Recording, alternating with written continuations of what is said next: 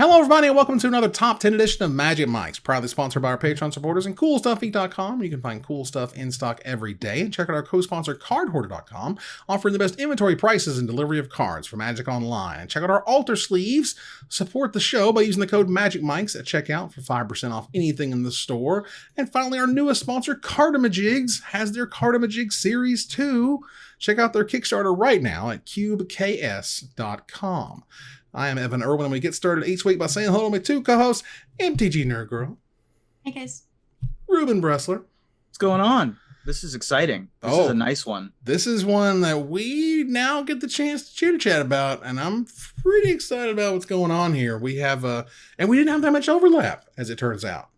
I was shocked. I thought for sure we'd have the same, like, 3 of the same top 4. We'd be all over ourselves, but this is nice. Yeah, should be a lot of fun. I didn't actually think there would be a lot of overlap because what people enjoy about Limited specifically is vastly different. People sometimes like the flavor, or they like really powerful cards in Limited, whereas I liked more toned down cards. So I thought we might be a little bit all over the place.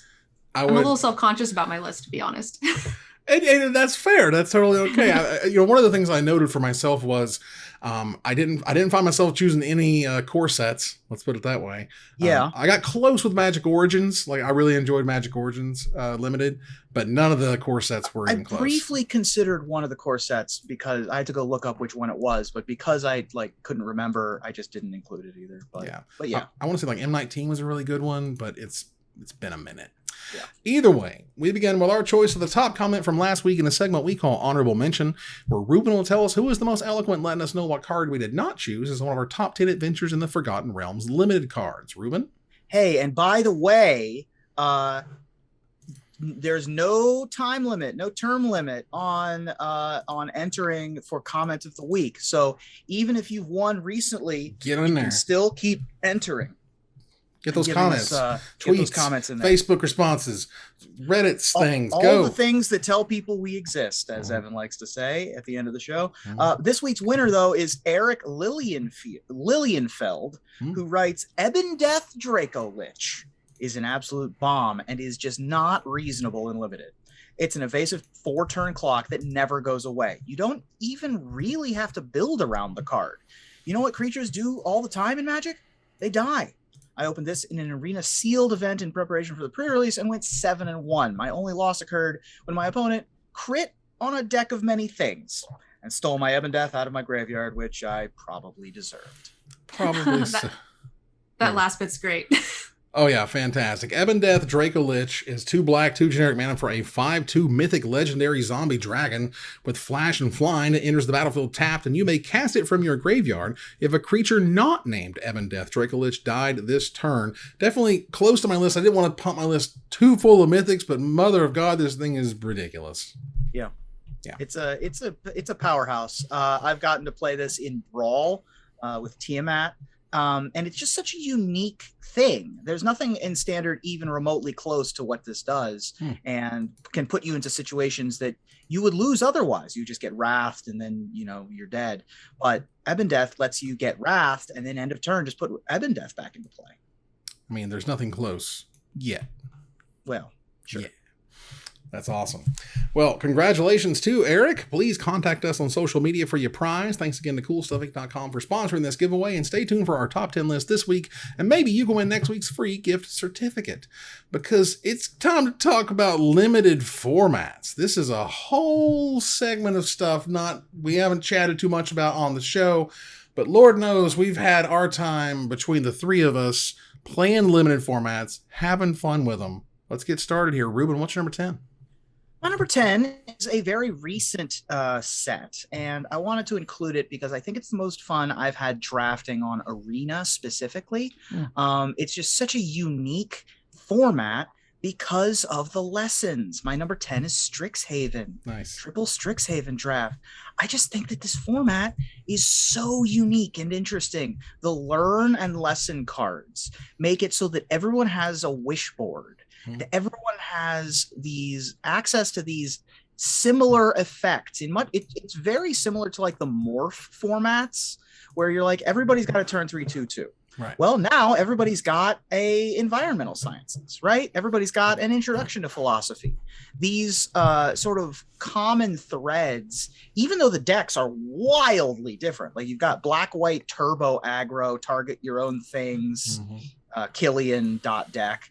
But then you've got like slow, methodical, green, blue, get 8 lands in play kind of deck, and everything in between. I just thought that this format was fascinating.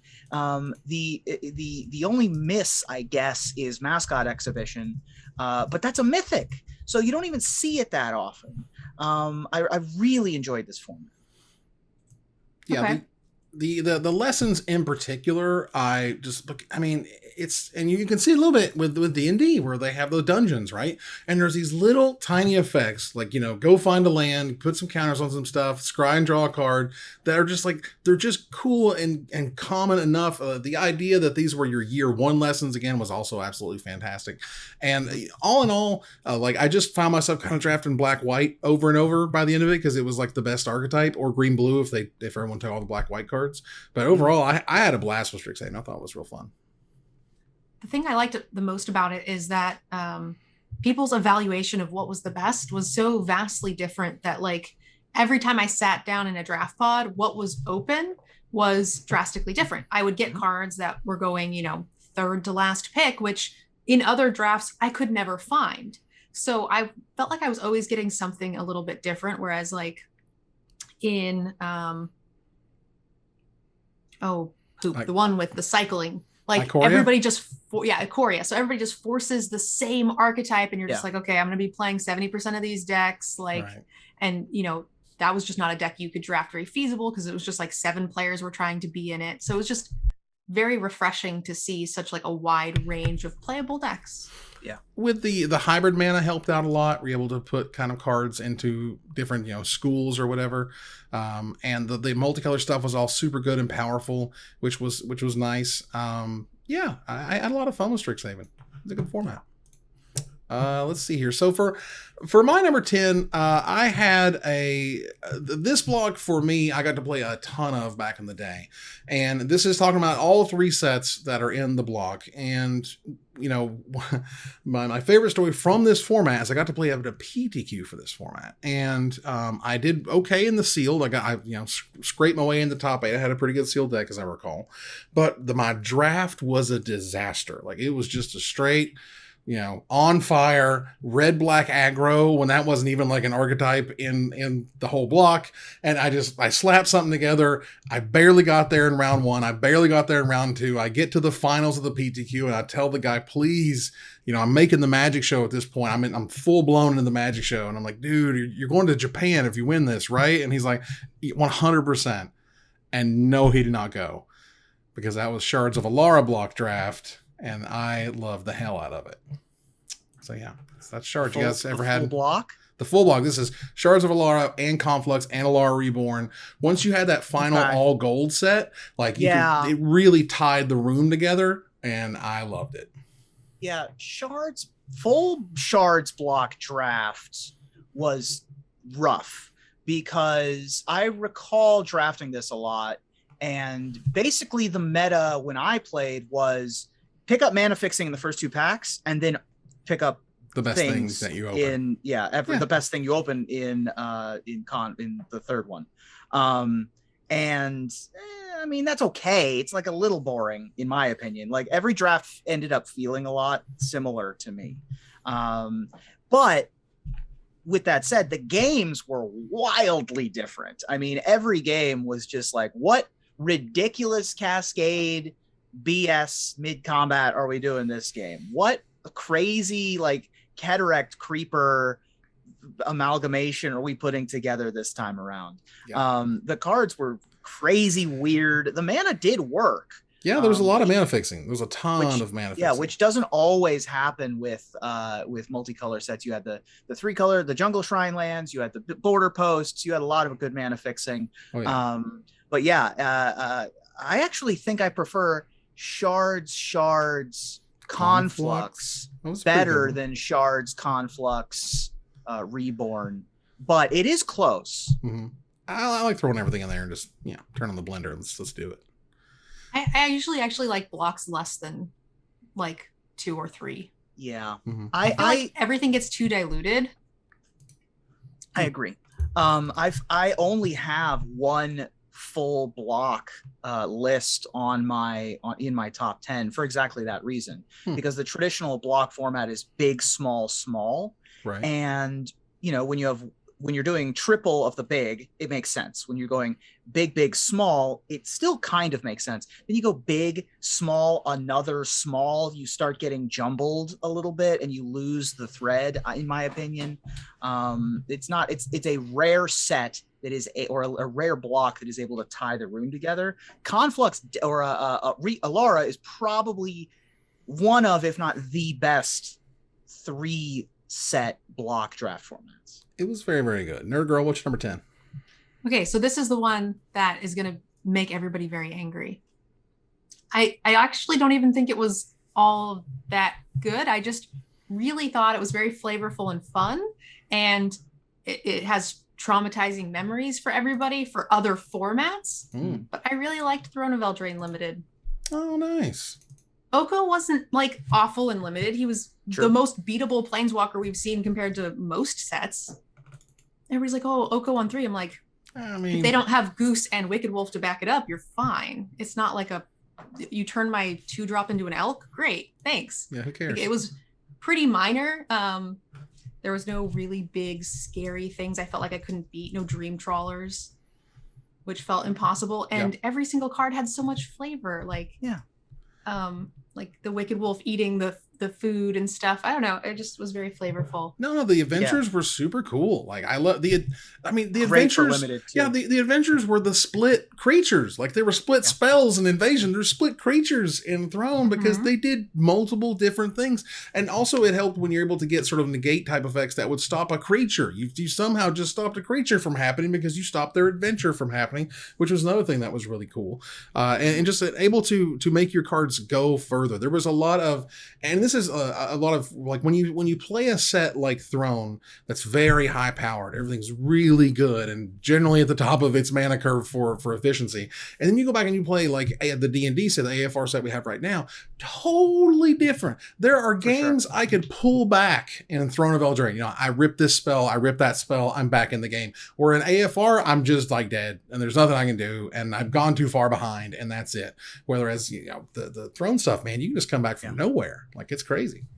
On the flavor front, I've had a ton of friends who got back into Magic, not for the D&D set flavor, not for the return to any other thing, for the fairy tales, for the Throne of Eldraine, Camelot, Fae stuff. It really did bring a lot of like people who are either into D&D or other, similar hobbies into Magic. I know more people who came into Magic from D&D because of Throne than because of the Forgotten Realms stuff.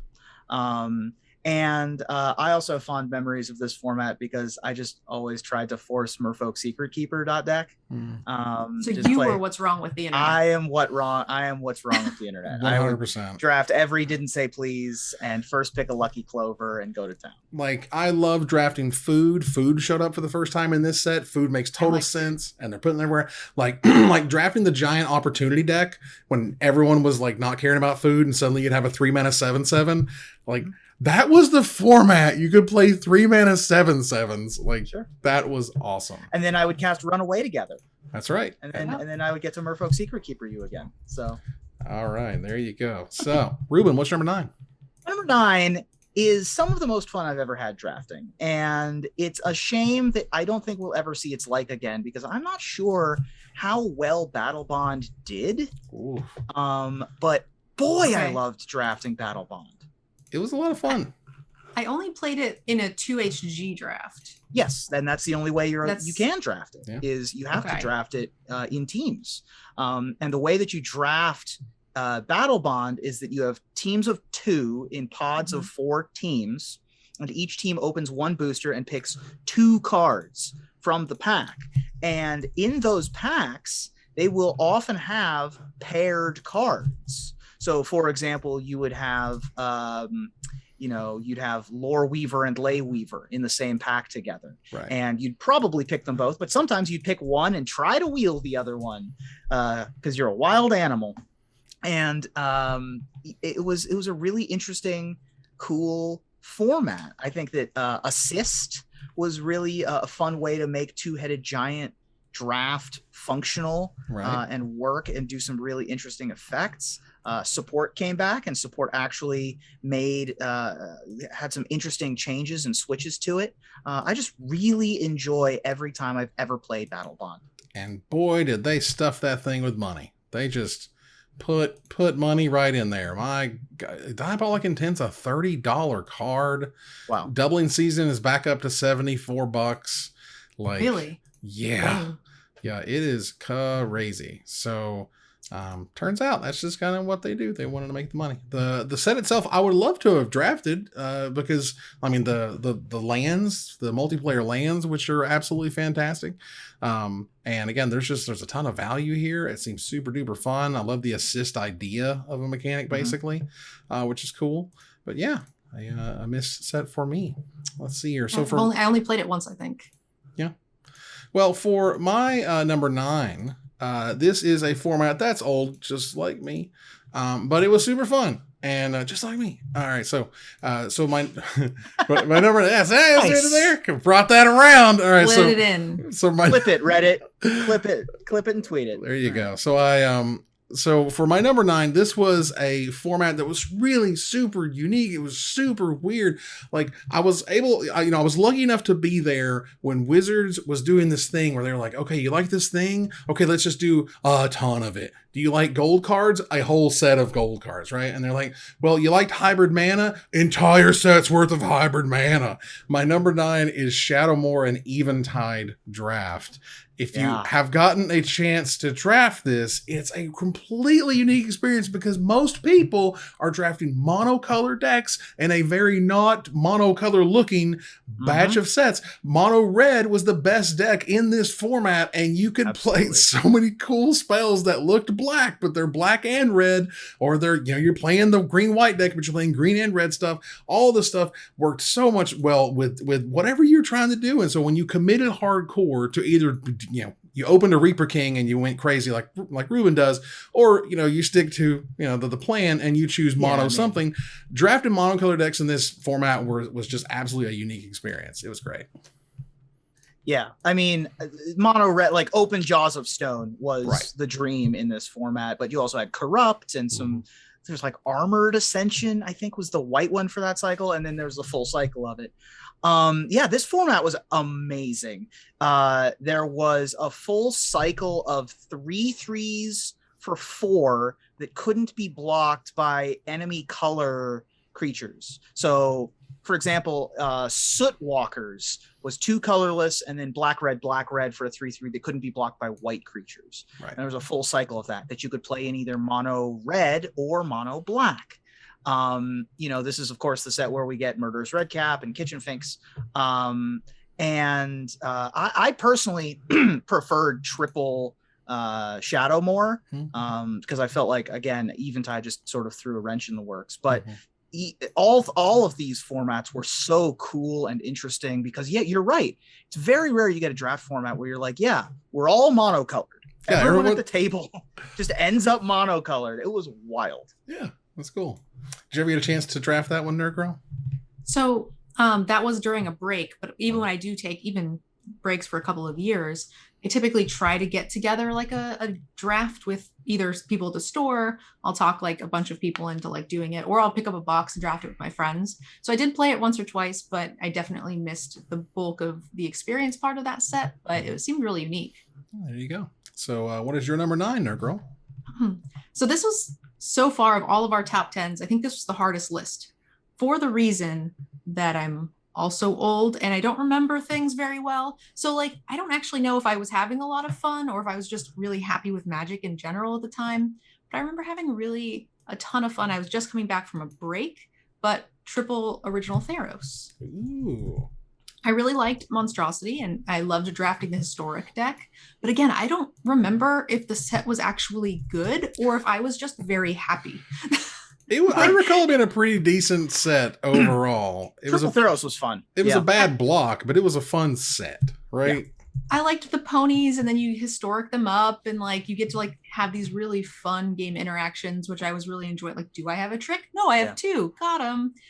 But again, the interaction with Bestow and Heroic was really nice. Bestow was the first time we had, that was like Mutate before Mutate. Right. And it was the first time it was like, well, I don't feel awful for trying to play auras in my deck, or playing the, like you were mentioning, the heroic creatures that like get benefits when you target them, that are usually like, you know, borderline traps. Unplayable spells. Yeah, exactly. And then I also thought Monstrosity was kind of cool. And I don't remember like a ton of the cards being super overpowered.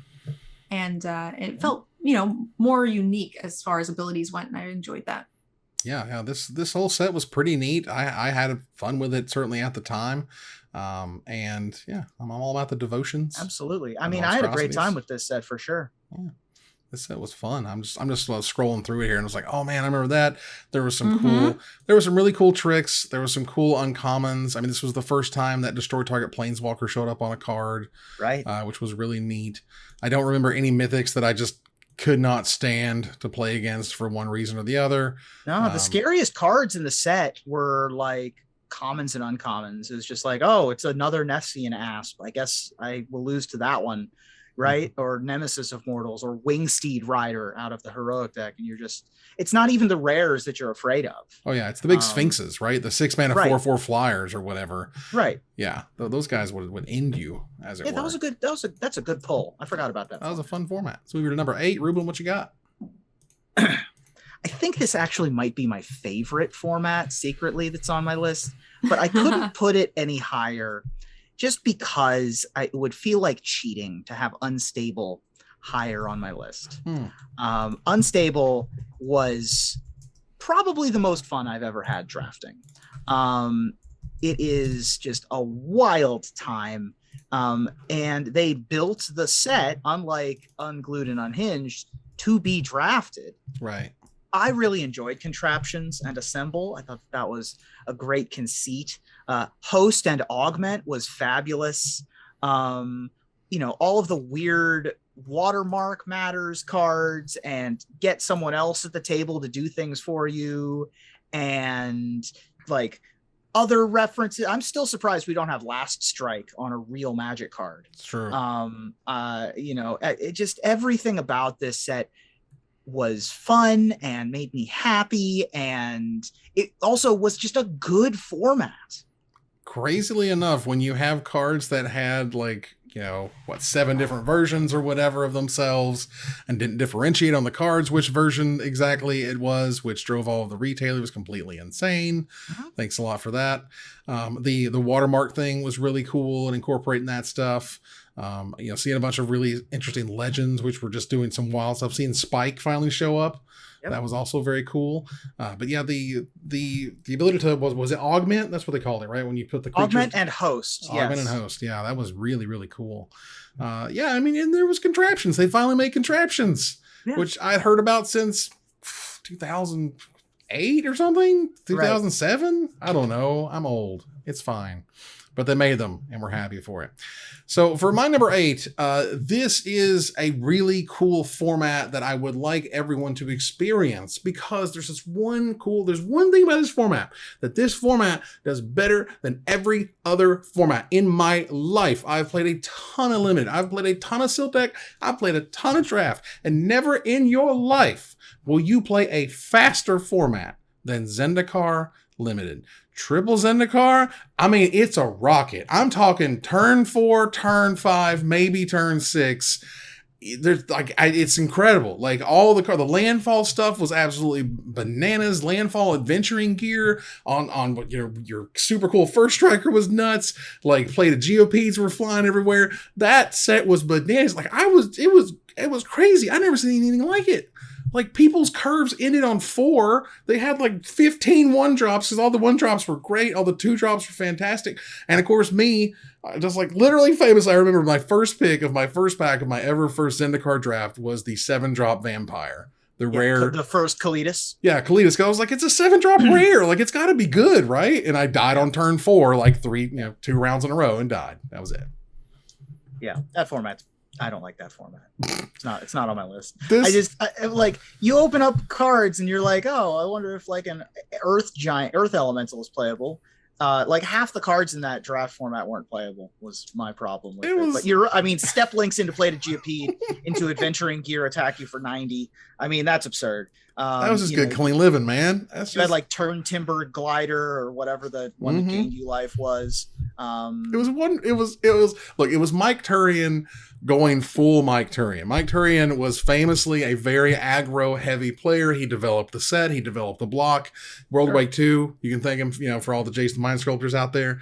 And yeah, it was just a hell of a crazy Magic set, and I never seen anything like it before or since. Like after that, when everyone was like, "That was way too fast," it was just like, "Yeah, we're sorry, that was way too fast." There was like, I think one of the colors might have been unplayable because it was so slow. It was one of them, like green or black or something. Yeah, but yeah, it was fun. Nerd Girls, you ever get a chance to play the original Zendikar? I did. I'm right in the middle of the two of you. I didn't find it particularly fun, or I didn't particularly dislike it. I just remember it being like fine. I wasn't like, oh, let's go back and draft the old set, but I was not like, actively looking for the new set either. It was just, I had a fair amount of good cards, which was exciting, and there was a decent amount of money in there at the time. So fetch lands and stuff. I was doing a lot of like just local store drafts, and just with my rares alone, I was able to more than pay for the entry fees, and then I was just racking up like store credit and stuff. So it was a pretty good set for that, for sure. Like kickers were there, the quests were cool, the traps were sweet. Like, but it sucked because anything 4 or 5 man onward, don't even bother. Like, just don't even bother. It's crazy. All right, Nerd Girl, what's your number 8? So my number 8, again, this is probably the last one of this weird thing where I don't actually know if the set was good, but it was a set that I have a lot of like nostalgic value for. I started around the like Invasion Odyssey area, so I really liked Odyssey a bunch. Nice. It has some really memorable cards for me. I remember having a ton of fun with it. I was also pretty young at the time, and I used a lot of those cards in like my deck building. So I'm like, oh, let's build a green deck. And I would take all my green cards out and span them out all over the floor and build a green deck. Oh yeah. So as little kids do, but playing it in limited, obviously I'm sure I was atrocious, but Beloved Chaplain, Chatter Squirrel, those were just such cute, fun cards, and they really brought me into Magic. So it had to have been at least good. Yeah, I had Flashback was super cool. Yep. A lot of interesting stuff with the discarding Threshold cards. Was really awesome. Yeah, Flashback and Threshold were huge. Odyssey block was pretty good. Even Triple Odyssey. Did you have Triple Odyssey or Odyssey block? Which one were you referencing? Both. Both? Yeah, both were good. I'm 100% on board with both. I really enjoyed, cards like Wild Mongrel was obviously a terror. Morbid Hunger, that kind of style of card was really fun. Careful Study was insane. Careful Study. I really enjoyed the balance between Torment and Judgment. I thought that actually added something interesting to the third set of 3. I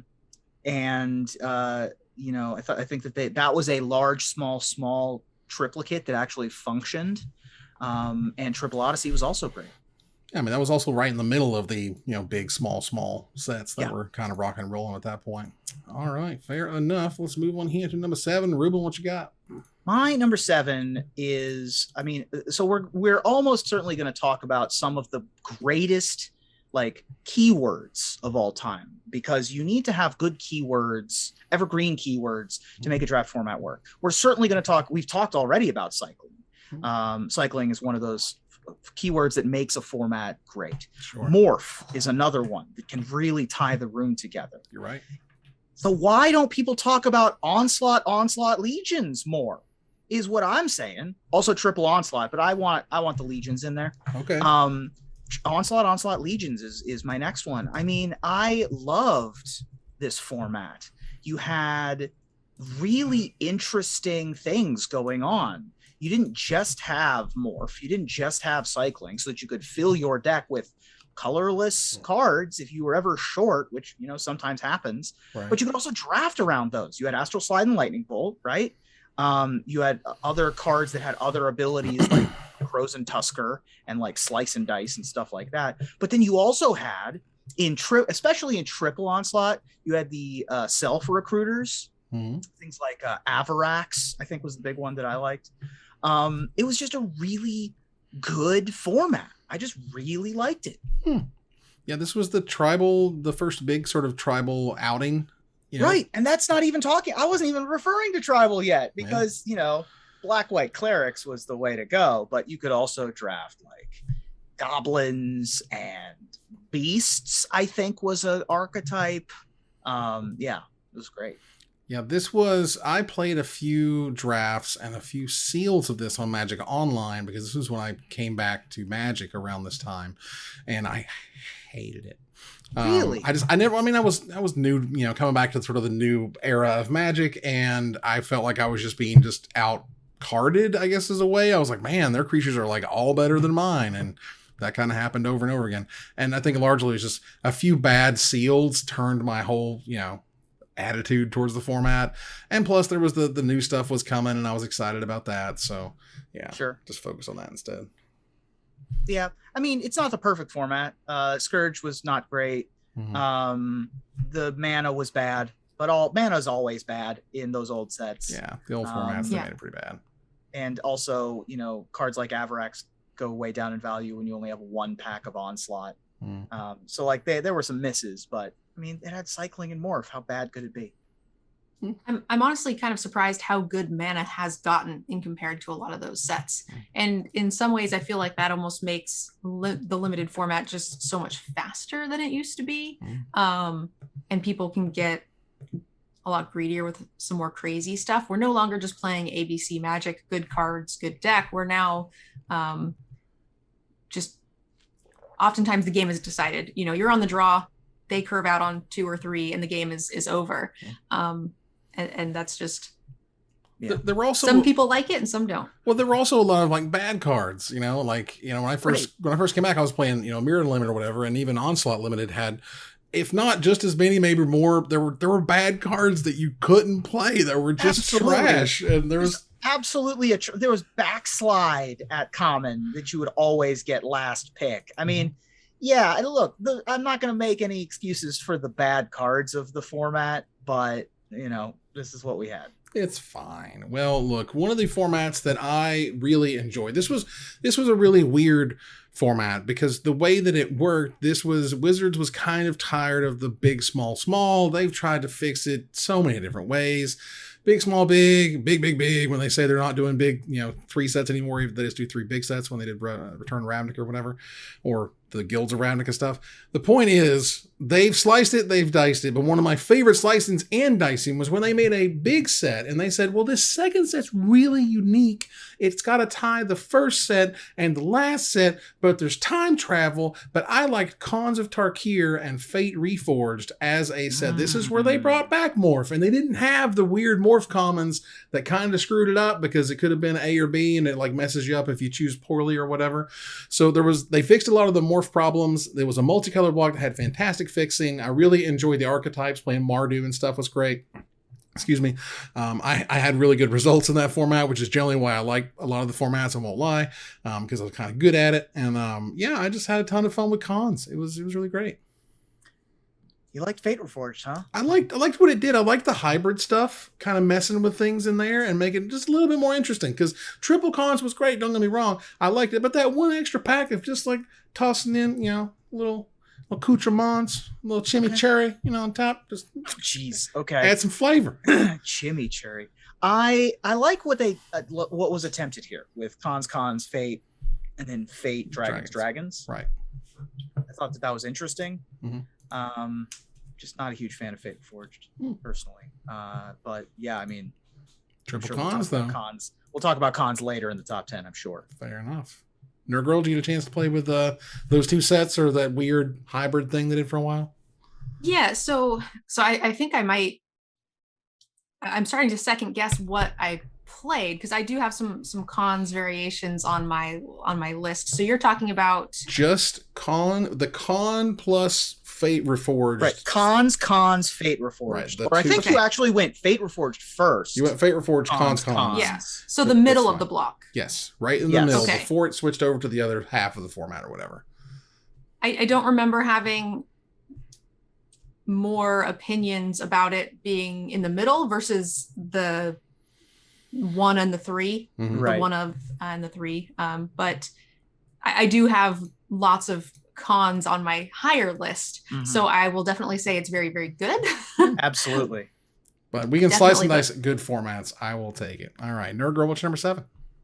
So my number 7 is, unfortunately, I didn't get to play a lot of, but it seemed very fun and had a lot of cards that were nostalgic for me, and that was the Ultimate Masters set. Ooh. Okay.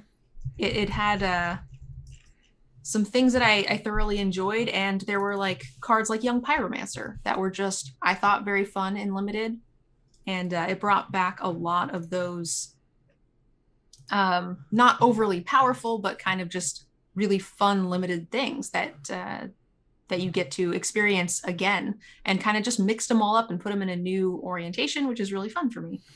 Yeah, it's very close. Those master sets, you get the closest you're going to get to cube draft without, a literal cube draft, right? The power level super high. The complexity can be as complex as they want it to be, because who cares? The only people playing this are super hardcore Magic players anyway. There's a ton of value in the set, so you have that going for it. So it's fun to open and see who gets what.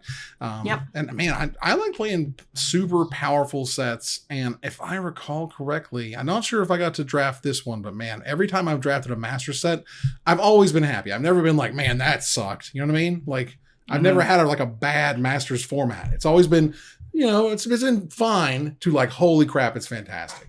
Generally. Yeah. I don't remember drafting Ultimate Masters a ton. I do remember drafting Iconic Masters, which is not on my list, but that one had bounce lands, is why I remember it. This one was more graveyard themed, if I recall. There's like a lot of delve and There's dredge Vengevine and and Faithless Lootings in there. Yeah. So there was definitely that theme as well. We also have like a little bit of like, I believe a bit of a mill theme. There's also Treasure Cruise and Dig Through Time. Yep.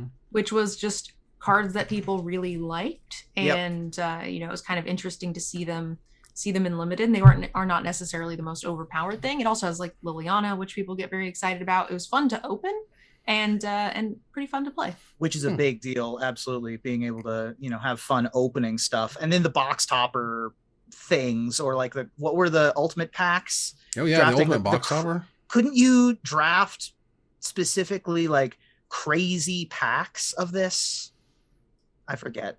Not that I remember. Not that I recall. I mean, but there was the box topper packs, which was great, and that's when they sent out the box toppers as a sorry for screwing up their secret layers. That's right. And I cracked a Liliana of the Veil that I still have in my closet somewhere, and it was awesome.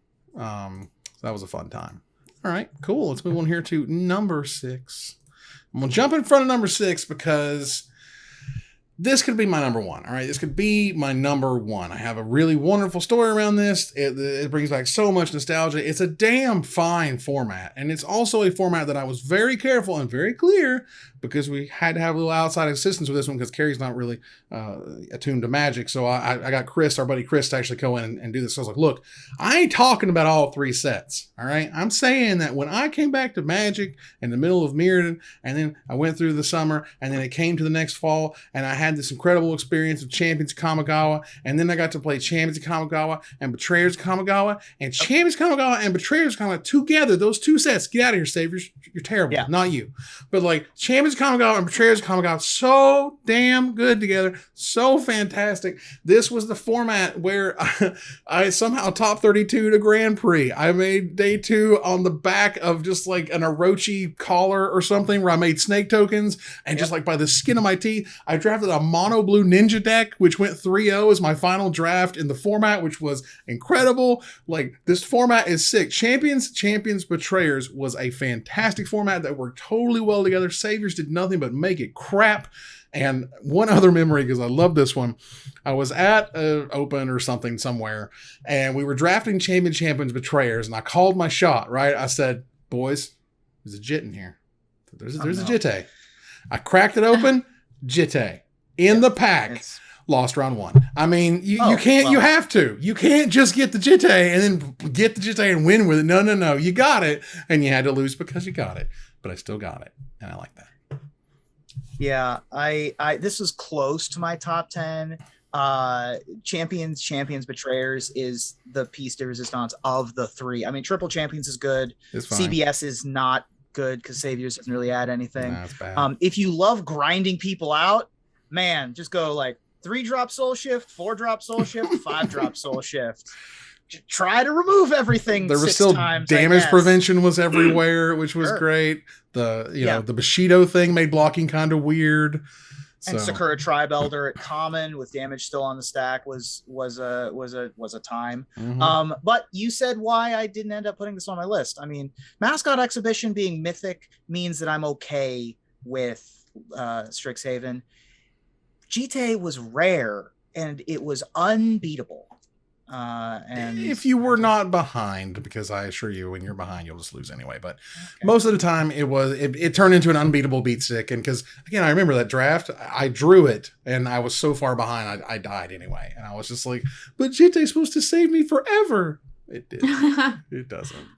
I did not play this set in limited at all. I was playing a lot of constructed at the time, and I remember thinking that it was miserable for constructed. But I mean, I was young, so I don't really actually have any strong opinions about it now, but that was when I took a very long break because I hated the set and constructed, and I just like wasn't having fun with the decks people were bringing, so I quit for like 3 years. Wow. Well, I mean, the splice on the arcane stuff was super cool, and being able to get more value out of your spells was great. I mean, it was in unique. limited, it was super cool. Yeah, in limited it was cool, and constructed it was trash. But like that's okay because Mirrodin had done such damage; they were just trying to hold on. Ruben, what's number 6? Number 6 is one of 2 hires that I have on my list. Nerd Girl, what's number 6? Modern Horizons, one of the new draftable, the first culmination sets that are just supposed to like assist with, modern, which is really cool. They do some really neat reprints. I really enjoyed the themes in that. I, got to do snow and everything for like the first time. And I had a blast with it personally. Yeah, it seems like a really cool format. It had all the talismans in it. Had lots of good mana. Super powerful stuff going around. A million mechanics. This was a master set I think I missed. But yeah, it did have the full art Snowlands. I mean, it wasn't really a master set, right? It was kinda. Sorta.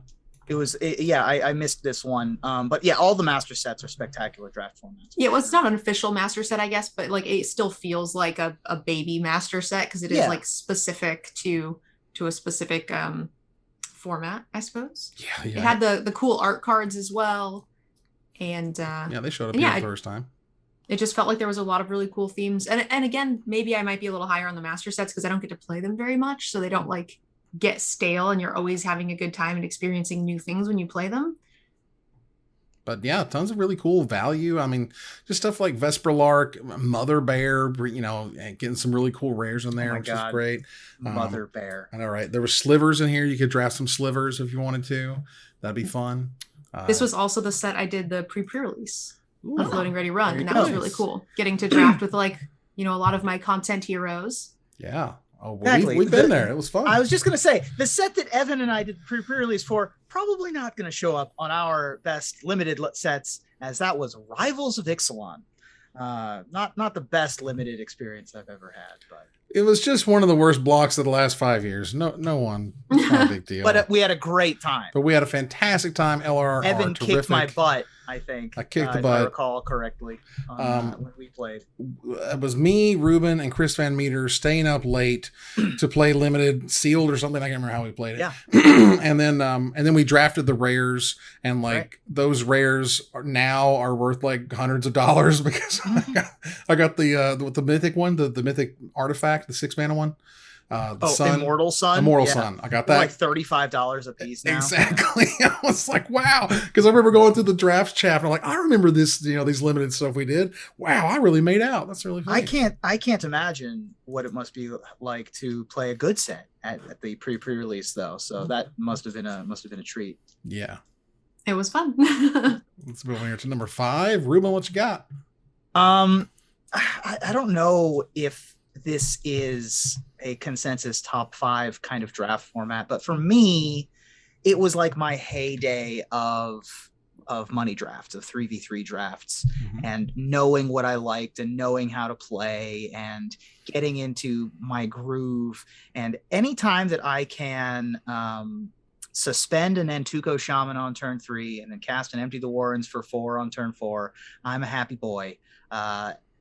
It's Time Spiral, Planner, Chaos. Ooh. Is what I decided to go with.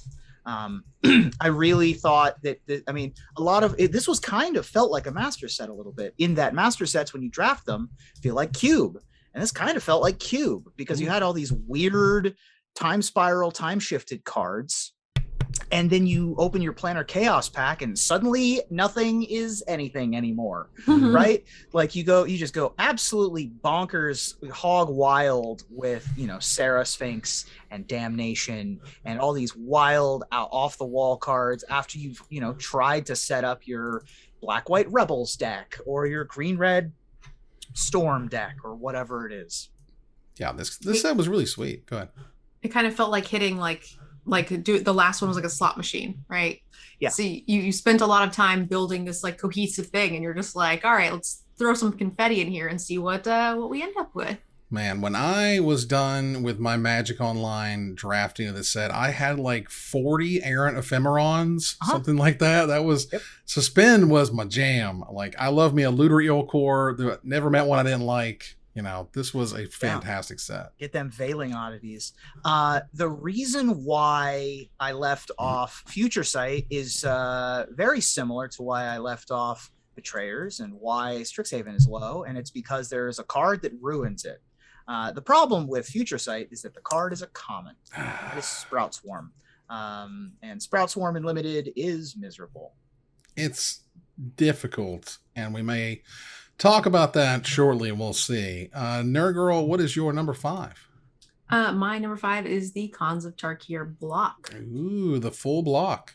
Yeah. That was just, I liked all 3 variations of it. I drafted it the most. This is at the height of my GP traveling, margin trading, team drafting, money drafting heyday. I actually took a break from school and just played poker and Magic full time during this block.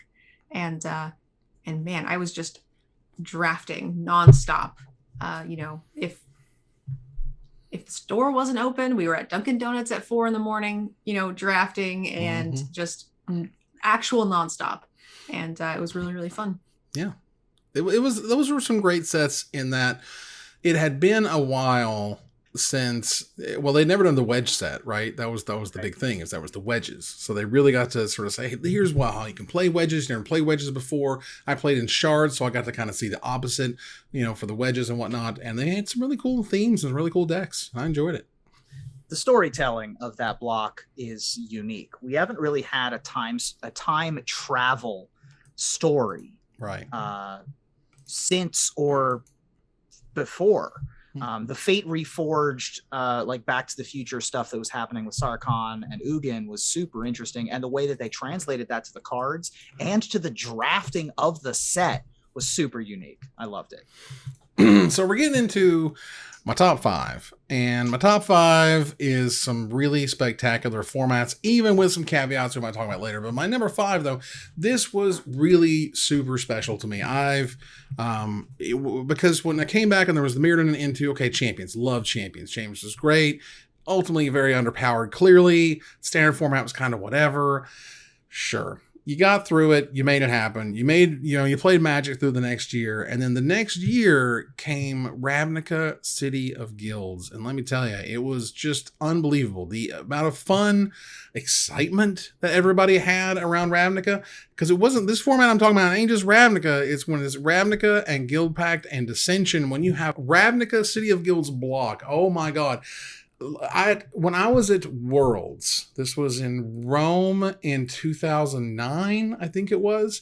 I had bought a box of Ravnica and Ascension and Guild Pact. I brought it there and was able to draft it with BDM and Randy and Aaron Forsyth, and that was just one of the coolest things I'd ever done, certainly at the time, and even now. That was a fantastic time, and just being able to clinch those cards you were looking for your 3-color set in Dissension was awesome. I have nothing but fantastic memories, and it's not the most overpowered thing you'll ever see in your life. It's not Modern Masters level or whatever, but damn if it wasn't just fantastic gameplay. Yeah, never has there been a better mana base. Bounce lands at common and signets at common through the entire thing. This was a format where it was just like, just pick the best card, and then like find the mana for it later. Like Ribbons of Night was the best uncommon, I think, that you could pick up. It's pretty terrific. I wasn't a huge fan of this. This had a similar problem for me with Champions Betrayers, where it was like, if all you want to do is grind value and every player draws 30 cards, cool. I like it to be somewhere in between Zendikar. I think there was, and I recall specifically, there was a green-red-blue deck I like to draft in that format because you had Savage Twister that would come in Dissension, and that card was an absolute ridiculous beating. And if if you weren't in Gruul, if you weren't in those 3 colors or whatever, I would get it like 3rd or 4th pick, and I'm like, oh my god, like you passed me Wrath of God, basically. And that was a fantastic feeling. I really enjoyed it. Nerd Girl, you ever get the chance to play the OG Ravnica? I did, yeah. This is part of my problem with this particular top 10. I don't really remember it. Sure. As a limited only player, like my brain stores it, and then when the new set comes out, I'm just like, we're done with this. Sure. So this is definitely a difficult one. I remember some sets that really stuck out to me that I did not like, and a few that like were very fun, but then all of the stuff in the middle, I don't have a ton of memories of, to be honest. That is okay. Let's move on. I actually just remembered another reason why, for no reason other than I'm petty, I guess. I really liked drafting Selesnya, and based on the way the guilds work, you couldn't draft a 3-color deck with Selesnya only. Right, not only. Based on the math of how the sets lined up. It was really weird because Ravnica had 4 of the guilds, and then the next 2 had 3 of the guilds, and Selesnya was the odd one out. So I would get a Vitu-Ghazi the City Tree or a Selesnya Guild Mage and be like, man, I did it. And then I'd look at my pack and be like, oh, right, I actually didn't do it. I can't do anything now. Yeah. So if I remember correctly, wasn't Selesnya not considered one of the better guilds? I liked it. Was why I'm petty about he enjoyed it. It was playing not one of the better guilds. And then, and correct me if I'm wrong, this is the set. One of them is the set with Packrat. No, that was Return. That's the Return. Okay, good. Yeah, that's fine. This is OG stuff. Yeah. Packrat also a GT level, inexcusable. That was a big mistake. Yeah, super gross. Yes. But if we're going to talk, go ahead. Packrat, you said, is a big mistake. I got it in my first pre-release and did not play it because I misread it. Oh no! Perfect. I didn't know that he was a copy. I thought it was just another rat that boosted the one. So I was like, yeah, he's fine, but I'm not going to play black for it. Mistakes. Could have played black for it. There you go. Well, look, we're moving in here to number 4. I'm going to go ahead. I'm going to jump on the grenade. All right, I'm going to do it. I think Sprout Storm was a giant mistake. It was a giant mistake. But you didn't see it every draft. I had a ton of fun with Time Spiral block, the whole block, because for me, Future Sight was like when everything just went haywire and you had all these crazy mechanics. This was a master set before master sets were master sets. They didn't even know what they were doing. It's like, we're going to have 37 different mechanics we never even want to bring back anymore. And like, it was awesome, and it was OP, and it was fun, and it was sweet, and how they all mixed together. And the Sprout Swarm guy ruined it. I'm not saying he ruined it. I'm saying that when there wasn't a Sprout Swarm guy, it was fantastic. I love the hell out of Time Spiral block. It's my number 4. I mean, I do love Future Sight. I think the set is hilarious. It's amazing. It's like drafting Unstable. Remember Enchant card in a graveyard? Yeah, like Spellweaver Volume? Oh, I'm familiar. That was another problem with Future Sight I had, was there were a bunch of like random whiffs at rare. Yeah. With like Spellweaver Volute, Nyx, Steamflogger Boss. Let's say Steamflogger Boss.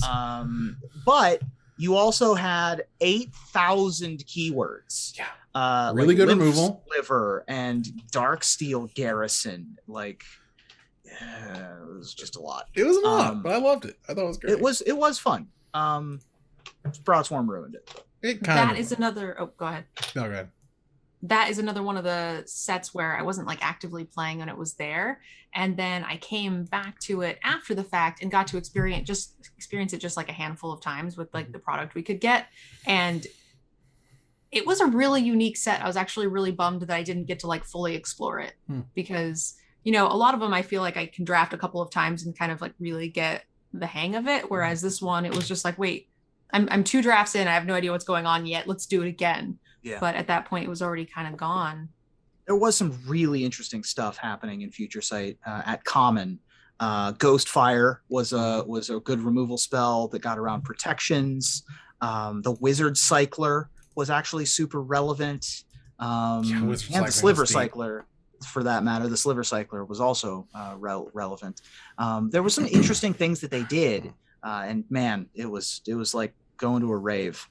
It was wild. It was really weird. About all the new frames and stuff were really strange, but yeah, just so many cool like buyback and scry on the same card. You know, like all the split second stuff was fun. I don't know, man. It was wild. I enjoyed it. All right, Ruben, what's number 4? Number 4 is the other higher. So I have 2 hires, and they're both still higher on other people's lists. Nerd Girl, what's your number 4? I have 2 hires. This is the first of them. Ha! I carried the number 4 slot, even though that guy ruined it. I'm not going to let him ruin it, but it's fine. It's fine. It's whatever. Going here to number 3. Ruben, what's number 3? My number 3 is the oldest format on my list, and it might be the closest. It still to this day the closest we ever got to a 3-set format that worked. Number 3 is Invasion Block, better known as IPA Block, Invasion Plane Shift Apocalypse. Yeah, I mean, it just hung together. The themes made sense. Apocalypse was the first enemy color set. And so you had the first 2 sets really were, you know, Invasion was kind of setting you up, not really monocolored, but pushing you in a direction of a color, maybe 2. Then you got Plane Shift, which definitely solidly put you in 2, maybe hedging towards a 3rd. And then Apocalypse paid you off for your 3rd color combination like you would in Dissension. It really solidified that, and it had some crazy all-star cards like Recoil, right? Like the blue-black deck in my head with Probe and Recoil was just out of this world. It was dope. And it really was. And you had the gating creatures in Plane Shift, like Shivan Worm to be able to and Cavern Harpy to be able to reuse some of your come into play abilities.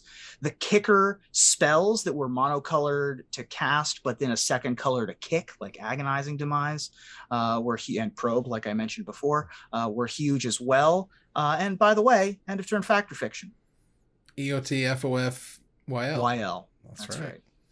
This was during the period where I wasn't playing, and I miss Urza's because I miss, there's the huge money involved in that set, but I miss Invasion because I wasn't there to experience it and play with it at the time, because it was the first true, real multicolor set in a way that I never got to experience until Ravnica.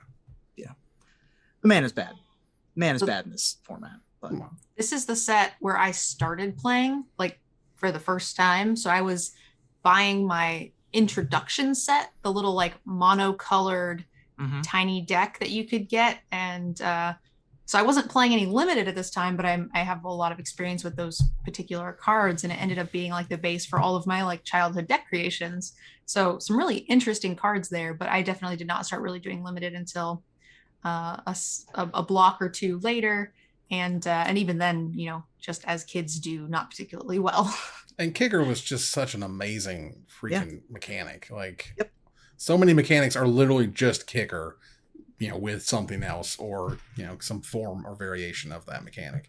This was also the era where I fell in love with Black Green, with Spiritmonger, Pernicious Deed, Splash Vindicate, that kind of deck as well. The Rock. Fond memories. Yeah, the Rock. Exactly.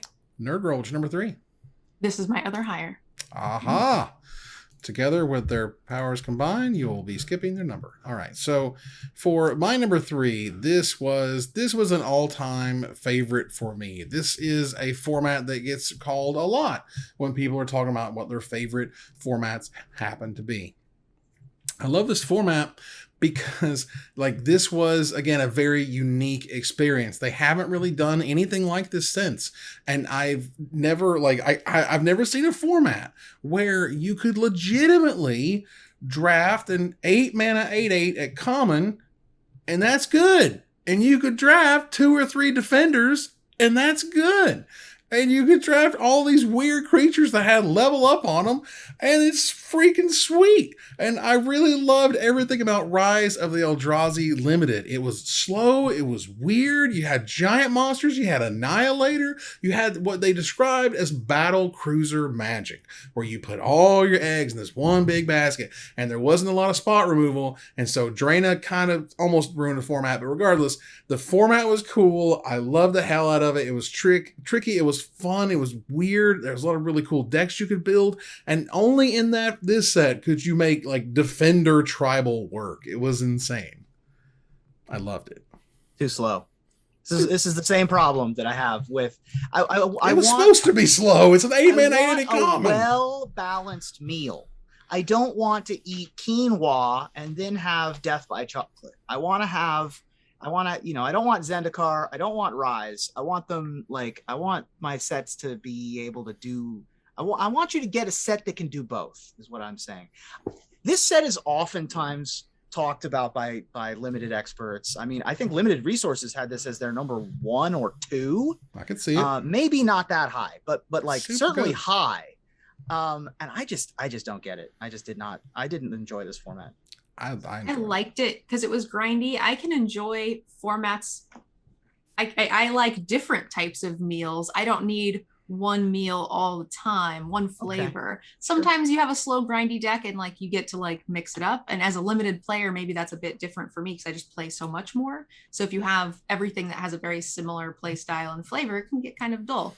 So I liked the grindy slow format. I thought it was pretty interesting. You know how, let's just talk to the parents of the world. How you doing? You know how you have a kid, you take him to a steak restaurant. You don't buy the kid a steak because they're not going to appreciate the steak. You get them the fries and you get them the chicken nuggets because that's what they want and that keeps them happy. So Ruben gets the fries and chicken nuggets. I'll have the steak. Hold up. Nerd Girl and I will share a delicious steak. And you'll be like, I just like things that are kind of sort of steaky, but I just like carbs. I don't know, man. I'm just saying. This format was dope. I loved it. I'll just sit in the middle and eat a little off of both of your plates. I don't like this analogy at all. Steak fries. That's okay. You're allowed to not like it. Well, there's the number 2. Ruben, what's number 2? I'm just so mad now. I don't even want to talk about my number 2. He's like, no. Now he's pouting. You know what? Now, this is actually a good thing for me to talk about because I am shocked, I tell you, that my number 2, not only is it not someone else's number 1, I don't share it as a number 2.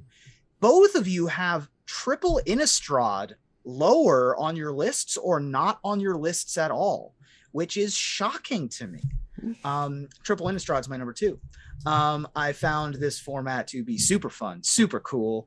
Talk about flavor. I mean, dripping with flavor. This is the first time that we had Transform. And we had those Transform checklist cards, which actually made drafting feasible. And getting those Transform checklist cards to correspond to your deck was awesome. It took a while for people to realize that the black-green spider spawning deck was a thing. Most people were playing blue-green self-mill up to that point. Right. And so that took a while to develop. And then, but also the green-white travel preparations deck was good. You had the Scab Goliath kind of self mill with what was it, Armored Scab, Stitch Drake and stuff. Drake. And oh, by the way, you could also do things like make 13 zombies come into play tapped, or draft the Burning Vengeance deck, or play vampires and werewolves and ghosts and the flavor, the experience, the role play, all of the archetypes were really well balanced. This was just a home run among home runs and was unbeaten for a very long time. Yeah, so don't feel too bad about it, only because I have Innistrad Block as my number 3. That was a higher, but not because I necessarily, this is another one of those situations where I didn't want to put like, all of the different segments in different places, because I thought triple Innistrad and Block, I thought they were both very good. So I just went with Innistrad Block and just put that as my 3. So we're actually very close. And I just don't really remember if triple was better or Block. So I just kind of, well, the question is, do you mean Block as in Innistrad plus Dark Ascension? Or do you mean Innistrad, because you never drafted Avacyn Restored, it was played by itself, right? So yes, it was played by yourself. Yeah. Right, so we're thinking of... It is famously one of the worst draft formats of all time. Yes, Avacyn Restored is complete trash. But my number 2 is Innistrad, 2X, and Dark Ascension. So we were all on the same page. We're all right there at number 3 and number 2. Yeah. This was an amazing form. Whether or not you like Dark Ascension being added to it, like the graveyard-centric stuff was fantastic. The themes were sweet. The werewolves were powerful, but they weren't overpowered. They certainly looked amazing, and they were good, but they weren't overpowering based on what everybody else was doing. And sometimes you can have your big powerful creature because I want mine in the graveyard because I'm gonna go do something with it, or I'm gonna flashback this spell and get it or whatever. And yeah, there was just a ton of play, and it was a ton of fun, and I loved Innistrad Block. It was sweet. Yep, I liked Innistrad Block. I remember drafting a ton of it, coming back to the store and playing Avacyn, and then I was just like, I'm just gonna leave the store for like 2 months. Yeah, this is like the worst format I've ever played in my life. I was like, what is this? Like with the bond thing, what was not it? Good. Soul Bond. Yeah, there was Soul Bond. I hated Miracles. God Almighty, I hated Miracles. I hated Miracles. Miracles was great for TV. Miracles was great for TV. It really was, but that's about it. Bad for everything else. All right.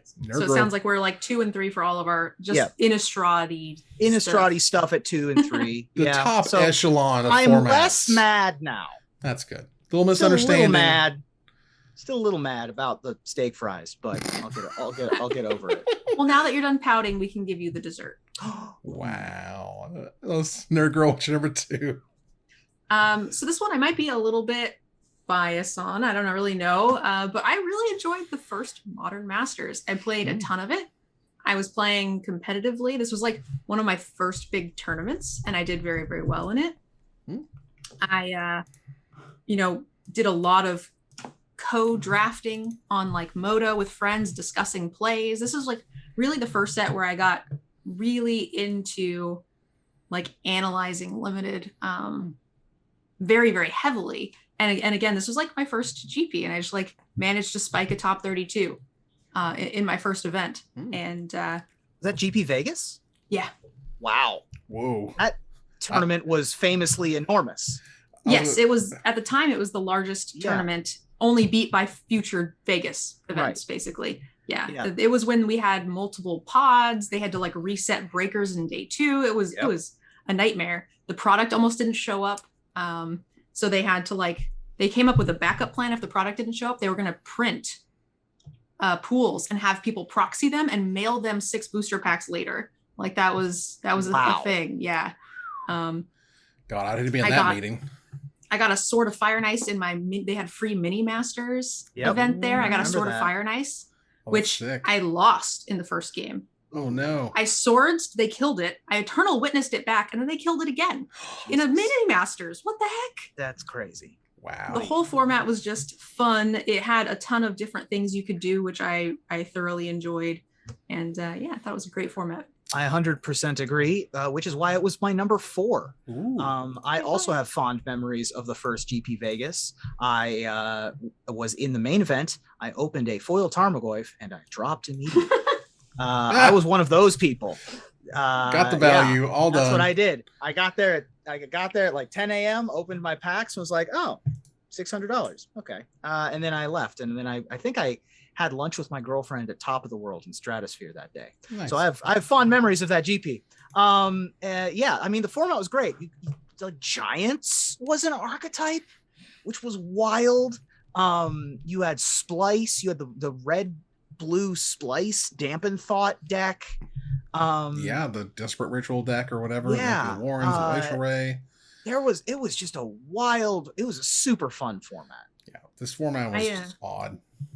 I got really lucky. I started the GP02 and managed to get 12 straight wins, and they wiped breakers in day 2 because it was too big, because my breakers were going to be atrocious. Right. And then managed to win like the first 5 of day 2. So like Nice. it was just a very hot run. I enjoyed all of the cards and just thoroughly enjoyed drafting it in the store and getting to analyze a lot of that with my friends. And I always just enjoy the fact that Wizards, whenever they do something for the first time, they have no idea what they're doing, and they put way too much value in this set. Like, they just cranked it. No Modern Masters was as valuable, in terms of like dollars versus what you get out of it, than the first one.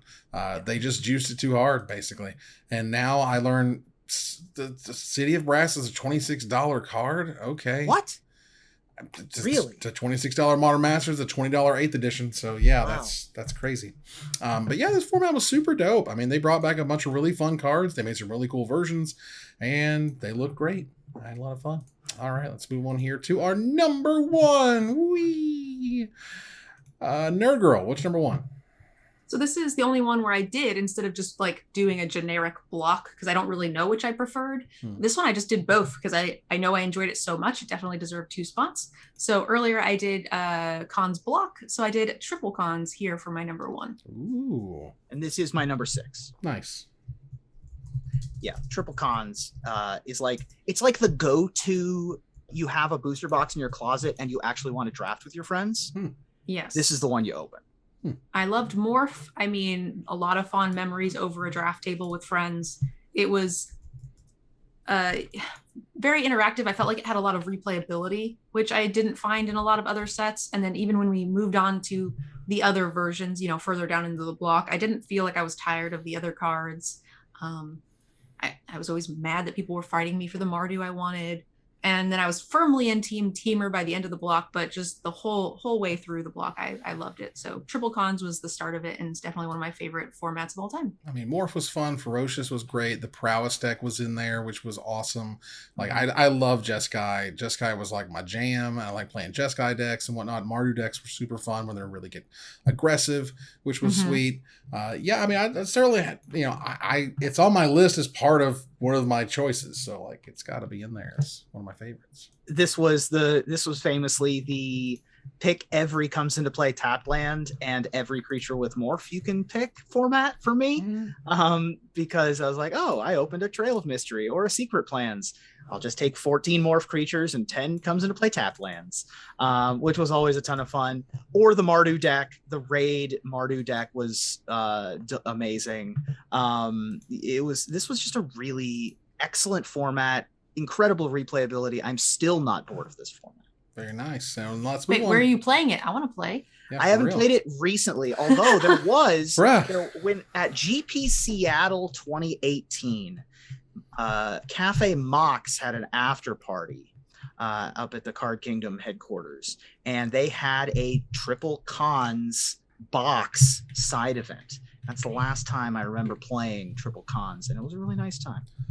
Fun weird fact, at least back when SCG was running Grand Prix or whatever, often Wizards would say things like, we're going to give you like boxes of really old random product and just go like do stuff with it. And so they'd be like, here's some boxes of Urza's Legacy, and we'd be like, okay, there's a Urza's Legacy event then. And so that's how some of those times, if you would go to those big events, you could play those old formats, because Wizards has like warehouses full of really old product that they just kind of give out a little bit at a time or something. Who's ready for Oceans 14? Where we go raid that warehouse. Let me tell you.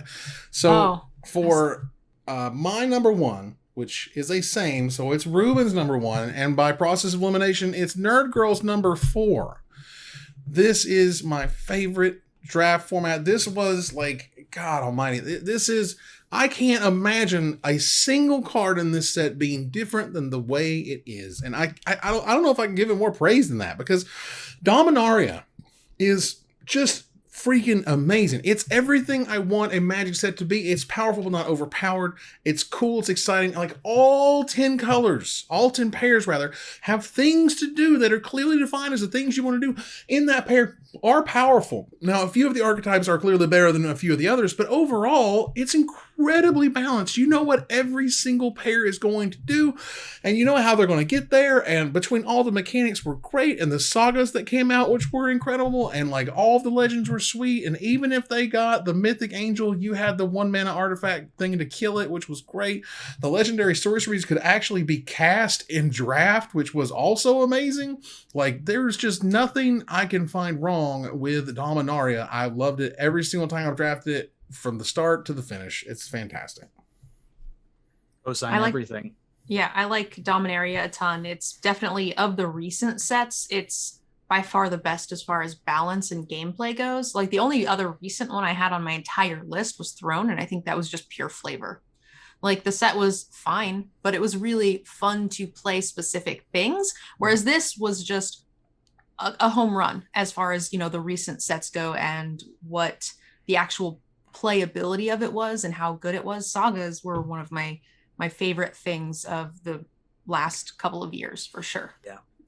Sagas, historic was great. Uncommon legends, the legendary spells, all of the little callbacks that didn't really impact anything, but just made for flavor wins. Tetsuko Umasawa was great as that kind of little callback, you know, which was also super powerful in the deck that you could draft around it. I mean, the fact that you could play a deck that had Charge, which was a 1-mana pump your team, or you could play Slyn Voda the Rising Deep, which was an 8-mana card with Kicker for 10. The fact that both of those were cards that you could reasonably, feasibly put in different builds of different types of decks was amazing. There were so few misses when it came to Dominaria as a whole. Obviously, we wanted Jaya Ballard to not be terrible. It would have been nice if there wasn't a cycle of triple pip rares for draft. But beyond that, beyond some rares, some mythics, those are some, minor quibbles. Absolutely. And just everything about the format was fun to draft. It was just a fun experience. I mean, they recently did it on Arena again. I think this is one of the ones that they have cycled back through more recently. And they do it the most, I think, because it's one of the highest payoffs for them, to be honest. They probably have the most people coming in and drafting that format. So they're like, hey, let's, pop this on there again. It is something that has a lot of replayability. There's very few chaff cards, like you guys were saying. If a card is bad in a specific, in general, there is a build that it works very well in. And I love that. There is, a bunch of cards, 80% of the times you don't want, but then you get this cool thing and you're like, all right, let's get these little things. And then nobody else really wants them. So it makes for a really fun deck. And those things aren't very powerful on their own. So it's not very overpowering either. It's just a fun deck. It's also one of my best, it's one of my favorite sets to show people, what is a signpost uncommon? What does that mean? And you're like, if you get Slimefoot the Stowaway passed to you, it's time to think about the black-green Saproling deck. If you get Tiana Ship's Caretaker, think about red-white equipment. If you get Tatiova Benthic Druid, blue-green card flow is fantastic. White-green, for Shauna Sisay's Legacy, it's green-white go wide. Raph Capuchin is blue-white flyers. They tell you so clearly, this is the stuff we're rewarding you for playing, and they tied it together just fan-freaking-tastic. I go on for Dominaria for a long time. Yeah.